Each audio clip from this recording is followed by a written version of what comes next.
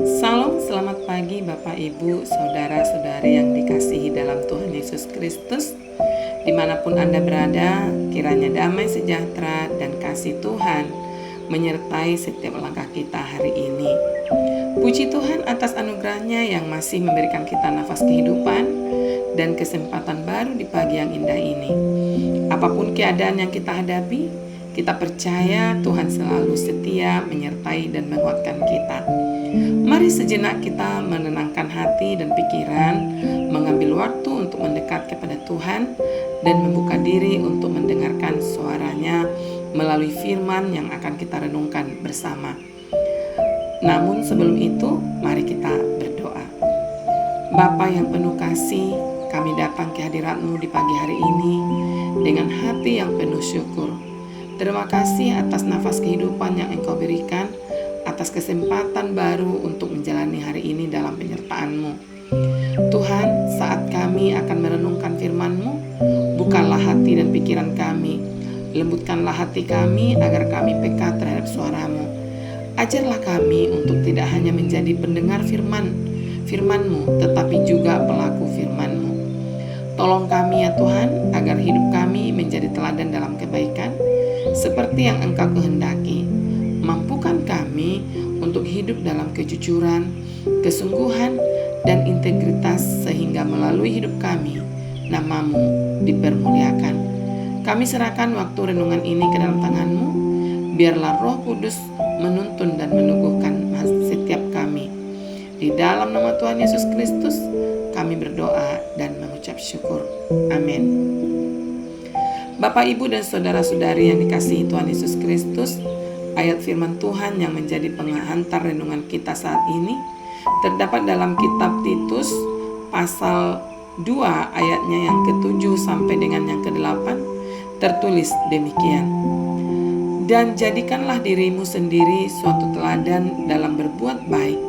Hendaklah engkau jujur dan bersungguh-sungguh dalam pengajaranmu, sehat dan tidak bercela dalam pemberitaanmu, sehingga lawan menjadi malu, karena tidak ada hal-hal buruk yang dapat mereka sebarkan tentang kita.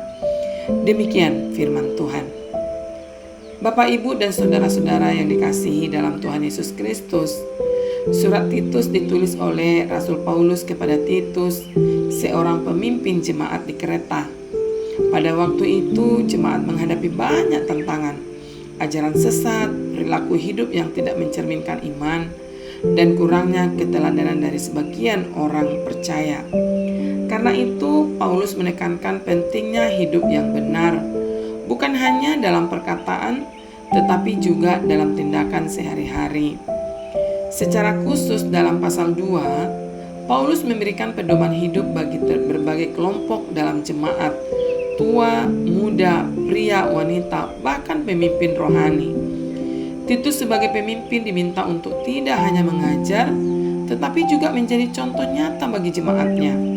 Firman ini mengingatkan kita bahwa hidup orang percaya adalah surat terbuka yang dibaca oleh banyak orang. Dunia tidak hanya mendengar apa yang kita katakan, tetapi lebih memperhatikan bagaimana kita hidup. Menjadi teladan berarti berbuat baik secara nyata, bukan sekedar teori, jujur dalam pengajaran, tidak memutarbalikkan kebenaran demi kepentingan pribadi. Bersungguh-sungguh artinya hidup dengan integritas dan keseriusan dalam iman, dan sehat dan tidak bercela dalam perkataan, sehingga tidak memberi celah bagi orang lain untuk menjatuhkan kesaksian kita. Ketika hidup kita selaras dengan firman Tuhan, bahkan orang yang menentang pun akan kesulitan menemukan kesalahan.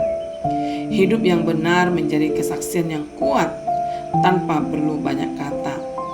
Di pagi hari ini kita diajak bertanya, apakah hidupku sudah menjadi teladan bagi orang di sekitarku?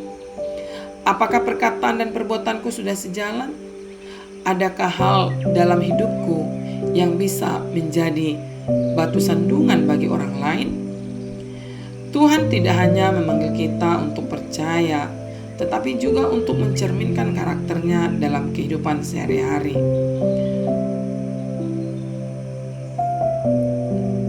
Bapak, Ibu, saudara-saudara yang dikasihi dalam Tuhan Yesus Kristus, mari kita mulai hari ini dengan komitmen baru, hidup dalam kebaikan, kejujuran, dan integritas.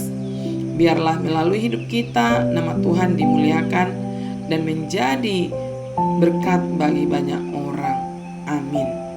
Mari kita berdoa. Bapa yang penuh kasih, kami mengucap syukur untuk firman-Mu yang telah kami renungkan pada pagi hari ini. Terima kasih karena Engkau kembali mengingatkan kami untuk hidup sebagai teladan dalam setiap perkataan dan perbuatan kami.